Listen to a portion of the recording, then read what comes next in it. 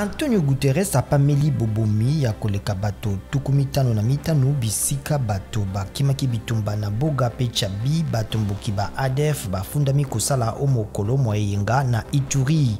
Kalaka mokonzi ya ONU alaki kokoba kosunga na nzela ya molakisi elongi na ye na RDC pe alobi MONUSCO ekitaki na esika yango pe ezali kosunga baye bazokaki.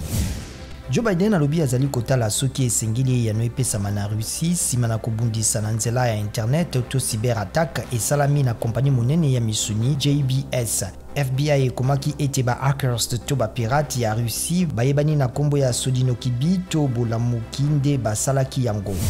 Mampinga ma États-Unis mandimi ete mabomaki ba civili tukumi bale na misato pe bazokisaki zomi na misala basalaki na mokili na 2020. Mingi na bango bakufaki na Afghanistan, moko na Somalie pe mosusu na Iraq.